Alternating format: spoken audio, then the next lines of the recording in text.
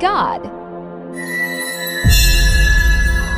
In the expansive land of Kundu, the winding rivers hummed a gentle melody, while golden fields stretched to meet the horizon. In this village lived Nyarai, a woman admired for her elegance and inner strength. She was often seen tending a small garden behind her hut, a sanctuary where she found peace and clarity. Her neighbors spoke highly of her kindness, for she offered help without hesitation and listened without judgment. More than anything, she was known for the great love she held for her husband Jabari. Jabari was a celebrated hunter, respected for his skill in tracking game. He carried himself with quiet confidence, a capable provider for his family. Children of the village would flock to him whenever he returned from a successful hunt, eager to hear his tales of the wilderness. He would laugh and indulge them, painting pictures with words of wide savannas and hidden watering holes. Despite the admiration Jabari inspired, Nyarai noticed a change in him over time. Where once he would greet her with warm embraces and spirited conversation, he now seemed distant. His gaze would drift off during their evening meals, and he spoke fewer words as the days passed. Worried but unsure how to address it, she tried to maintain their routines, tending the garden together, taking walks by the river, and chatting about the day's events at night. Yet his silence felt like a chasm growing between them. It was on one such day, amid the hustle of the village marketplace, that a rumor drifted into Nyarai's ear. An elderly trader's wife, known for her sharp tongue, whispered a cryptic comment. Men carry many secrets in the night, and not all of them are with women. The words clung to Nyarai's thoughts, though she tried to dismiss them as idle gossip. She had never questioned Jabari's devotion. Betrayal was a word foreign to her marriage. That evening, she waited at home as she always did, preparing a meal over a low fire. The sky turned from orange to deep purple, and still Jabari did not return. Concern gnawed at her, and the old woman's warning echoed in her mind. Unable to ignore her intuition any longer, Nyarai set out into the night. She moved quietly across dusty paths, past sleeping huts and winding fences, until she reached the riverbank where Jabari often cleaned his catch or rested after a long day's hunt. What she saw took her breath away. Jabari stood close to another Figura man, with whom he seemed to share an unmistakable intimacy. Their fingers were intertwined, their whispers carrying a tenderness that Nyarai recognized all too well. Her heart clenched, and a numbness spread through her limbs. She wanted to cry out, to confront them both, yet she found herself rooted to the spot, torn between fury and disbelief. In the silver glow of the moon, the reality of Jabari's secret illuminated her thoughts. The shock of betrayal coursed through her veins, and she felt a wave of anger, sadness, and confusion collide within her. Unable to bear the sight any longer, she turned and fled, her feet pounding against the earth as though trying to outrun the pain that threatened to swallow her whole. By the time she reached the safety of her hut, the woman she had been that morning was gone. In her place stood someone hardened by heartbreak, yet strangely resolute. She had witnessed the unthinkable betrayal that cut deeper than any she had imagined. And now, with tears still burning in her eyes, she realized that she had a choice: to confront Jabari and lay bare her rage, or to hold her pain close and allow it to consume her. The night passed in restless thought. She half expected Jabari to return with some explanation, some plea for forgiveness. Yet the hut remained silent, illuminated only by the dim flicker of the lantern. Tomorrow's dawn would bring change. Nyarai knew, in her aching heart, that the life she had cherished would never be the same. The sun broke over the horizon in a blaze of gold, but its warmth did not reach Nyarai's spirit. She had barely slept, her mind racing with possible explanations for what she had seen. Had she misunderstood? Was there some other explanation for the closeness between Jabari and that man? Yet, her instincts rejected any false consolation. She had seen the truth written in their body languaging, the gentle press of their hands, the earnestness in their whispers. Feeling the sting of betrayal gnaw at her insides, she rose to begin her day.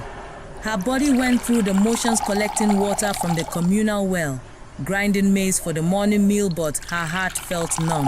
She noticed the curious glances from villagers, their soft murmurs and pointed looks suggesting that rumors had already begun to spread. Perhaps someone had seen her fleeing the riverbank, or perhaps the trader's wife had spoken again, fueling the gossip with her sharp tongue. When Nyarai returned to her hut, Jabari was there, seated on a low stool near the fire. She paused at the threshold, noting the guilt etched across his features. He seemed smaller than usual, his shoulders hunched in apprehension, her breath caught in her throat, 100 questions tumbling through her mind. But only one found its way to her lips. "Why?" she asked, the word soft but laced with hurt. Jabari looked up, his eyes carrying a weight he could not hide. For a moment, he did not speak. Then, with a trembling sigh, he managed, "I never wanted you to see us.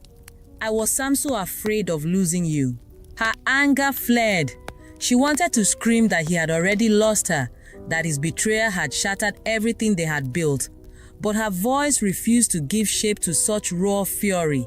Instead, she sank onto a stool across from him, the fire's warmth contrasting with the chill in her heart. "How long?" she whispered. Jabari swallowed, his gaze dropping to the floor. "Months," he admitted. "I couldn't stop myself. I know what I've done is wrong, but I've been living with this part of me that I didn't understand. I hoped it would go away." Each word felt like a stone dropping into her chest. She could see his shame, but it did little to soothe the sting of betrayal. "So you lied to me. You pretended to be someone else while you gave yourself to another." He opened his mouth to protest, but his voice caught in his throat. His silence was an admission of guilt louder than any confession could have been. Feeling tears threaten to break through her composure, Nyarai pushed herself to her feet. She busied her trembling hands with stirring the morning porridge, as though this domestic act could anchor her. She could sense Jabari's eyes on her, pleading for a mercy she was not ready to grant. Finally, she turned to him. "Do you love him?" The question hung in the air, weighty and inescapable. Jabari's breath shuddered. "I don't know. I care for him deeply. But, love, I never meant to betray you. You must believe me." Nyarai's lips trembled, a storm of emotions swirling in her chest. She believed he never intended to hurt her, yet the hurt was there all the same, pounding in her temples like a drum. "This secret can no longer remain hidden. If you choose him, then I will not stand in your way.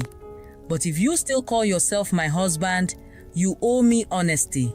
He bowed his head, tears glistening in his eyes. "I am so sorry," he whispered. "I never meant for this to happen." She wanted to rage at him, to fling the pot across the room, to scream that his apologies would never mend what he had broken. But she found no strength for such an outburst. A hollow ache expanded inside her, and with it came a surprising sense of clarity.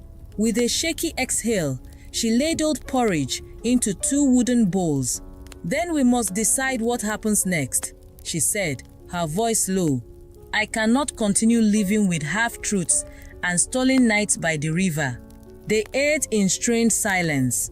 Though only a handful of words had passed between them, they both felt the gravity of what lay ahead.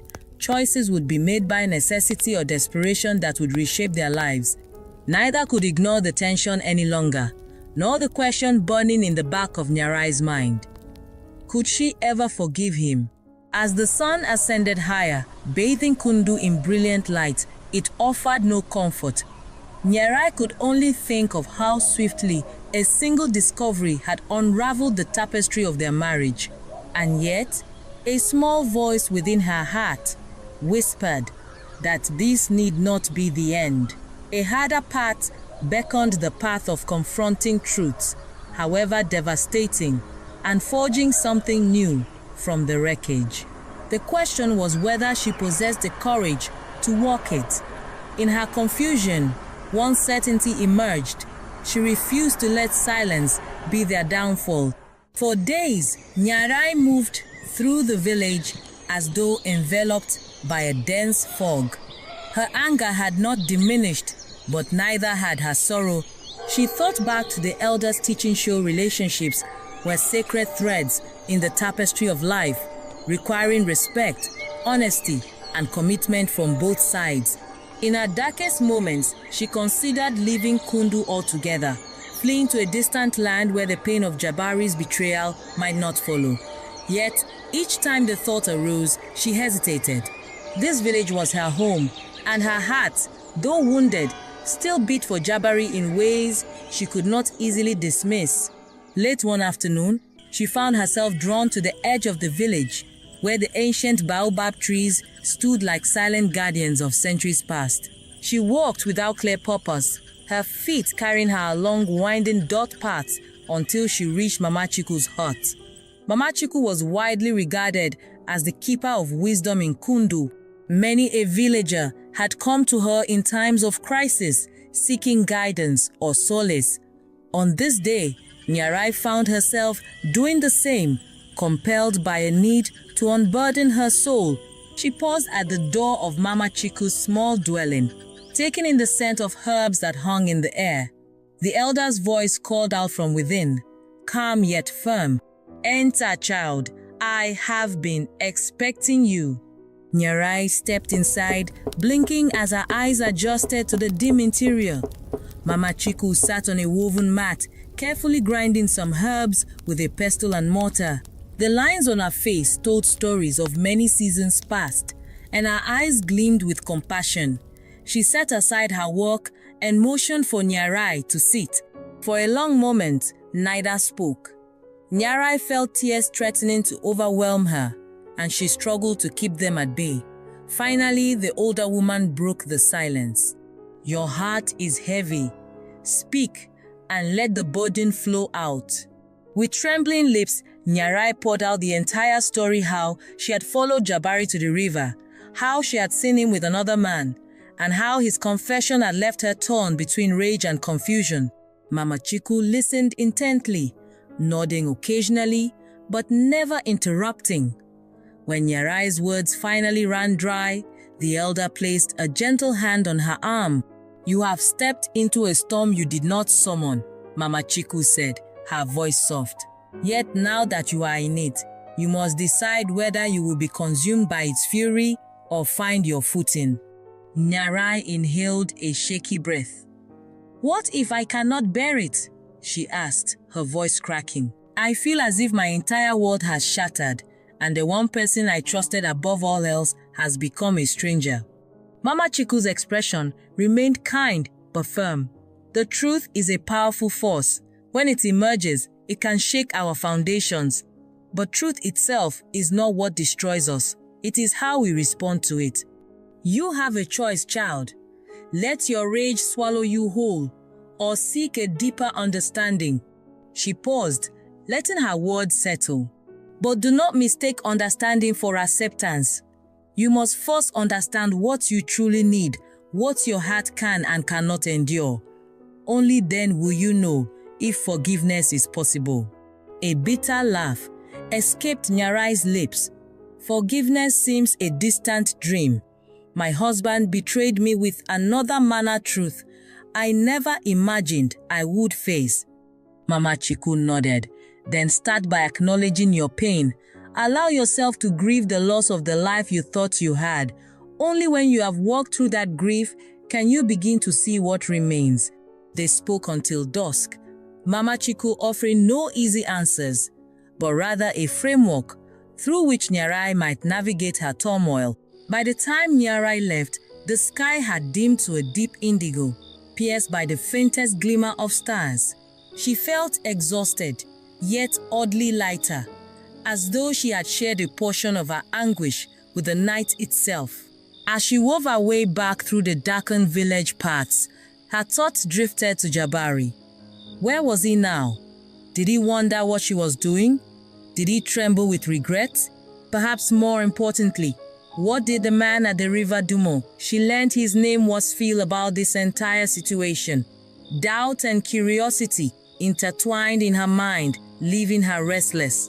In the days that followed, whispers trailed Nyarai wherever she went. Some villagers stared openly, fueling her sense of isolation. Yet she clung to Mama Chiku's words, reminding herself that the storms of the heart, though terrifying, could yield unexpected growth. She took each day slowly, determined not to let gossip or shame dictate her path.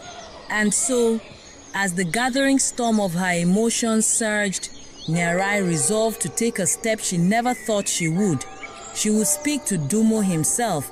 She needed to lay eyes upon the one who had captured Jabari's affection, not out of vengeance, but out of a need to understand the fullness of the truth. Only then could she decide whether her heart had room for forgiveness or whether her anger and sorrow would guide her to a different destiny altogether. Morning light crept through the tiny gaps in the hut walls, gradually rousing Nyarai from a fitful sleep. She sat upright, recalling the decision she had reached with Ragged, resolved the previous night. If her heart was to find any semblance of peace, she needed to confront both Jabari and Dumo, together and openly. The quiet, hidden agony was wearing her down, and she refused to live in secrecy any longer.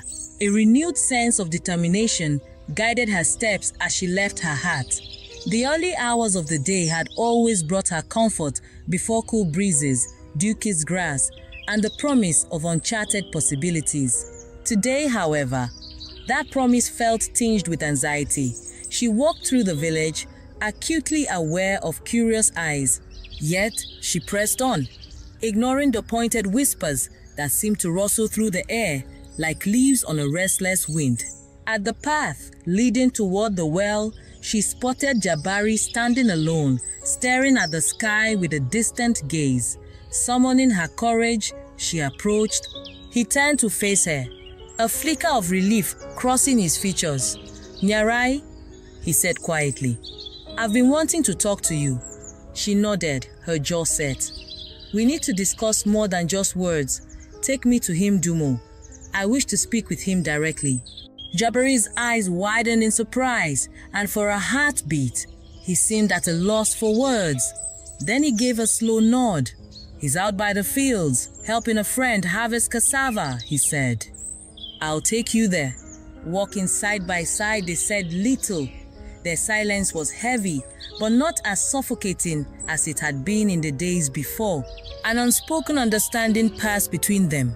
They were heading toward a confrontation that could either tear their lives apart or open a path to something neither had imagined possible. When they arrived at the fields, Dumo stood amid rows of broad-leaved cassava plants. He turned at the sound of their footsteps, and his expression shifted from concentration to apprehension. Nyarai saw uncertainty flicker in his eyes, as though he expected her to lash out with anger or scorn. Her heart thundered in her chest, but she steadied her breathing. "I wish to speak with you," she said, raising her chin, her voice calm but firm. "You and Jabari both. Not here, but somewhere we can sit and talk. Will you come?" Dumo hesitated, then nodded. Within moments, the three of them set off toward a quieter spot near a large acacia tree. The area was secluded, offering relief from prying eyes. They settled on the ground, the noon sun casting patterned shadows through the tree's branches. Nyarai cleared her throat, collecting her thoughts. She studied Dumo, noticing his gentle features and the guarded look in his gaze. She could sense the vulnerability he carried, a blend of shame and hope. She understood that he too was treading uncertain ground. "I have questions for you," she began, turning her attention to Dumo. "I do not wish to yell or hurl accusations, but I need to understand how this began, why it happened." Dumo exhaled softly, glancing at Jabari for reassurance. "I never planned any of this," he started. "Jabari and I crossed paths often while fetching water. We spoke of village life, shared small jokes. Over time, our conversations deepened. I realized I felt something for him, and he for me.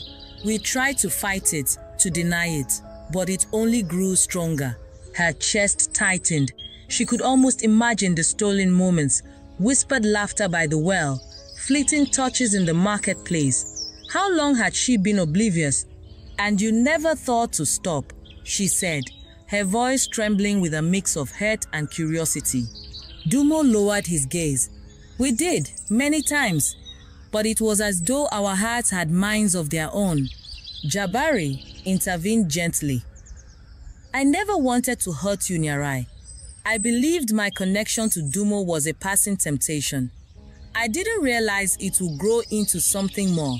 They fell into a brief silence, the acacia leaves rustling in the breeze. Then, with a voice that held the quiet power of someone trying not to break, Nyarai asked, "What do you both expect to happen now? Do you imagine I will simply accept this sharing of love?" Jabari's eyes shone with tears he fought to contain. "I do not presume anything, but I can't bear to lose you or him. I know that may be selfish." Dumo placed a hand over his chest. "Your pain weighs on me, Nyarai. If my presence is too much for you, I will leave. I never wanted to come between a husband and wife." He paused, swallowing. "But my feelings for Jabari are real." A dull ache spread through Nyarai's heart. She took a long moment to consider her response, recalling Mama Chiku's advice about understanding. "I don't know if I can accept it," she admitted. "But I also don't know if I can dismiss my love for Jabari so easily. My anger is great, yet I cannot ignore the longing I still feel for the life we shared." Jabari reached for her hand, though he did so tentatively. She didn't pull away, nor did she return his grasp. "I will do whatever it takes to earn back your trust," he said, voice quivering. "But only you can decide what that might look like." In that moment, Nyarai felt the suffocating pressure of a choice she could hardly comprehend: to leave Jabari behind and safeguard her wounded pride, or to attempt the unthinkable some arrangement that might let them all navigate this complicated bond without deception or shame. She gazed at Dumo, at Jabari, and realized that neither man seemed certain of anything beyond the love they felt. A heavy sigh escaped her. "If you both want this," she said slowly, "then you must be honest with me and with each other. I will not live under a veil of secrecy any longer." As the sun inched toward its zenith, they continued talking. Fear, hope, and a hesitant sense of relief mingled in the air. None of them knew if a peaceful resolution was truly possible. But for the first time since the discovery of the affair, they had begun to speak openly of the forces tying them together. Whether those ties would hold or lead to tragedy remained to be seen. In the days following their tense conversation beneath the acacia tree, a fragile new equilibrium formed. Nyarai did not immediately embrace the situation. Her anger and heartbreak still simmered, and trust once so effortless had become elusive. Yet she found herself, strangely, not walking away. Part of her wanted to see if a path forward truly existed, despite the tumult in her heart. Jabari, for his part, strove to be transparent. He informed Nyarai of his every meeting with Dumo, inviting her to voice her objections.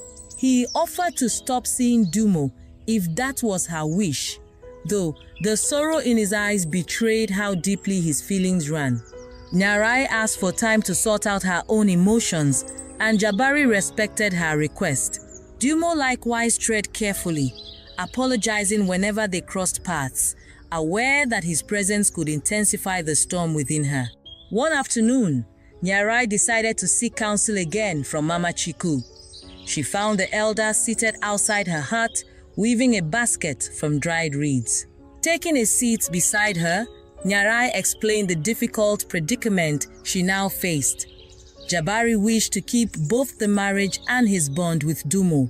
In her anger, she had once wanted to kill them both, but something stronger, perhaps love, or curiosity, or even compassion had stayed her hand. Mama Chiku listened, her expression serene. When Nyarai finished, the elder carefully placed the half-finished basket aside. "You stand at a crossroads of your own making now," she said gently. "There is no single right choice, only the one you can bear to live with. If you remain, you must do more than endure. You must find a way to forge understanding. If you cannot, then freedom may lie in walking away, but your heart must be the judge." Nyarai left the elder's hut, feeling no closer to an answer, yet comforted by the knowledge that her struggle was valid. The next day, she found enough courage to speak openly to Dumo again, inviting him to talk under the shade of the same acacia tree. Jabari joined them. In measured tones, she expressed her fears. The fear of losing herself, of becoming overshadowed by a love she did not understand, and of community judgment if word spread that she was tolerating such an arrangement. Dumo spoke of his own fears, too, being cast out by the village, condemned for who he was.